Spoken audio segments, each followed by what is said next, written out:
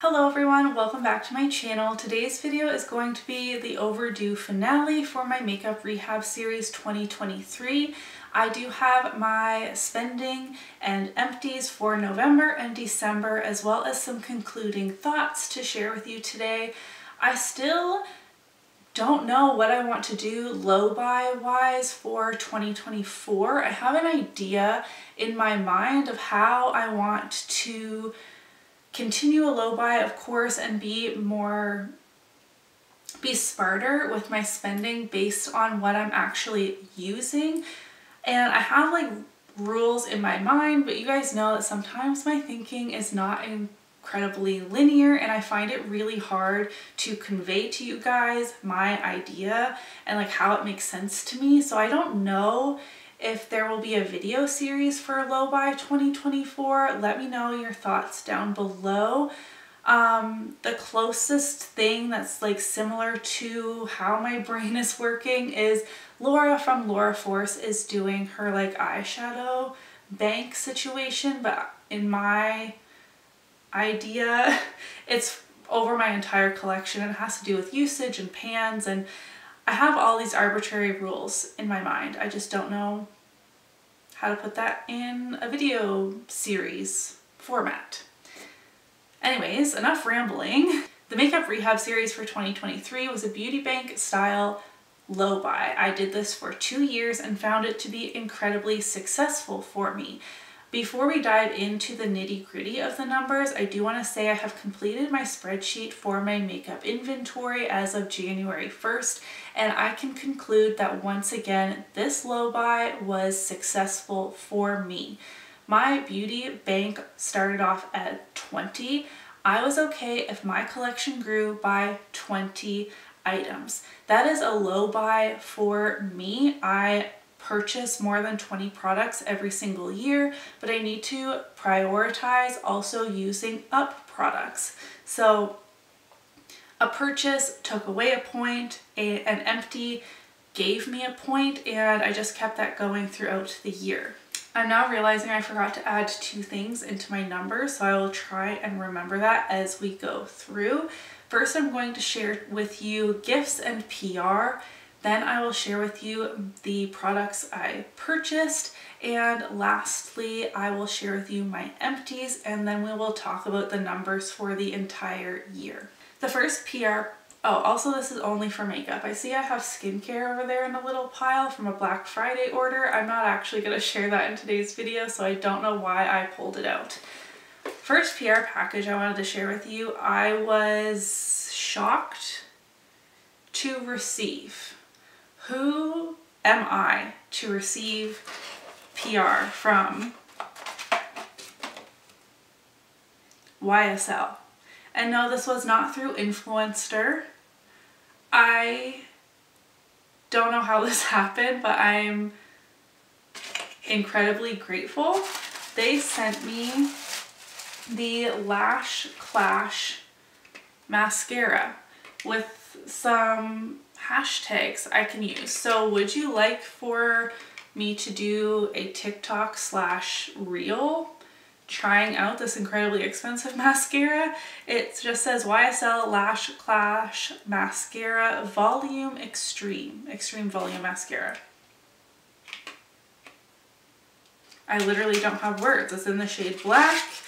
The packaging looks bad and bougie, though it's not very heavy, which surprised me. Wow. I will definitely be trying this out. I was once again kind enough to be sent Fantasy Cosmetica's library collection, the pieces I wanted. First, I wanted to share the fragrance that went with this collection because I think it may be my favorite fragrance they have done yet. Oh my gosh, it just smells so good. It says, inspired by dusty tomes and forgotten words, the Lost Library perfume is a dusty saffron scent with smoky and sweet accents. Wow. I do have the coconut oil infused rollerball scent as I am in Canada, and they can't ship a spray perfume outside of the continental US. But I have 4 or 5 of the fragrances now, and the coconut oil infused works just fine for me. I apply it on my neck and my wrists instead of spraying it over my body, and that works great. The top notes of this are saffron, lit matches, white tea, heart notes, beeswax, tobacco, orchid, and burnt incense, and the base notes is oak moss, agarwood, and vanilla. This smells like burning fire. I guess that's I can really smell, okay. I can really smell the lit matches, a hint of the tobacco, the oak moss, and the vanilla. This smells so good to me. I'm flabbergasted. I actually love this fragrance so much. I don't remember if I mentioned I am an affiliate for Fantasy Cosmetica. I have received every one of their collections and I'm so grateful for it. I do have a 10% off discount code which is affiliated, and if you use my discount code, I thank you so much, as it does help support my channel. I also received 4 of their lipsticks. These retail for $10.99 each. I have not had a chance to use these yet, but let me know if you want a lip swatch, short form content, TikTok, Reel, YouTube short, whatever. These are creamy, smooth, opaque, and comfortable, have a light grape scent, and are available in 9 different shades. The shades I got are, I will pop in a swatch from their Instagram of all of the shades, but I got Unearthed, which is a light dusty orange, Lost, which is a nude peach, Hidden, a cool pink brown nude, and Buried, which is a deep brick brown red.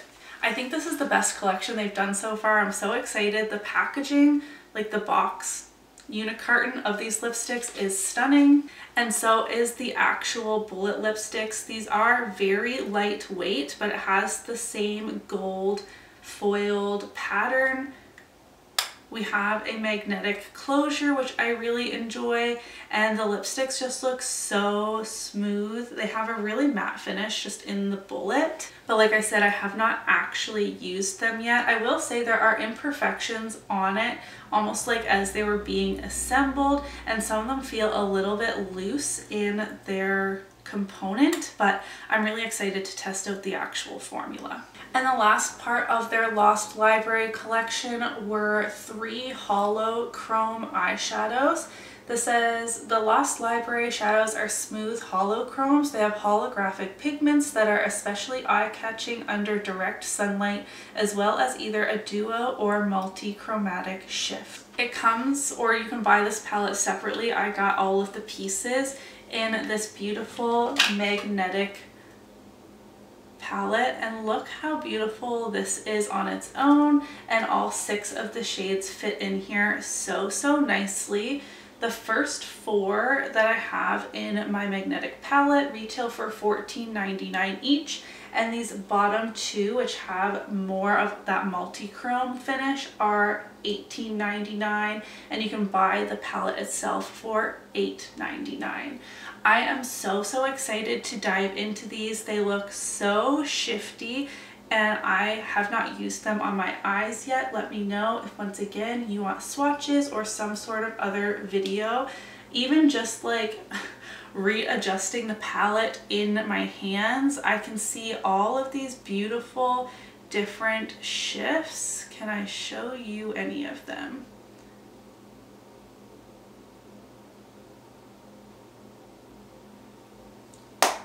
I was drooling when I received this in the mail. And the last gift I wanted to share with you, I was completely overwhelmed with and so thankful for.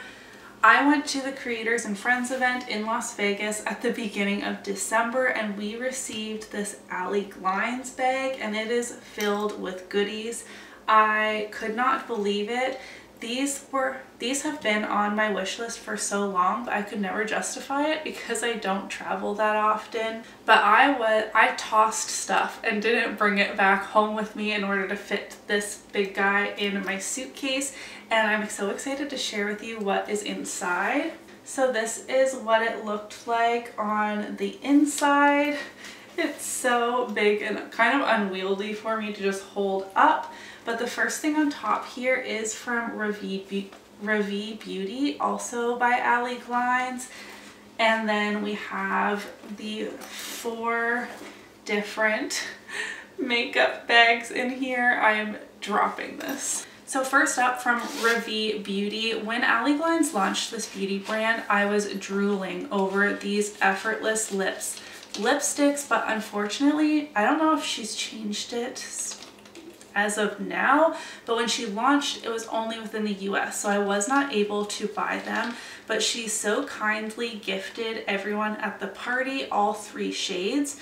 We have Tulip, Dahlia, and Lily. So once again, if you would like a lip swatch short form content on these, I would be happy to do so. These are like, I haven't tried them yet. They are described as basically my perfect lip product, like a comfortable, balmy yet buildable, with color, no fuss, effortless lipstick.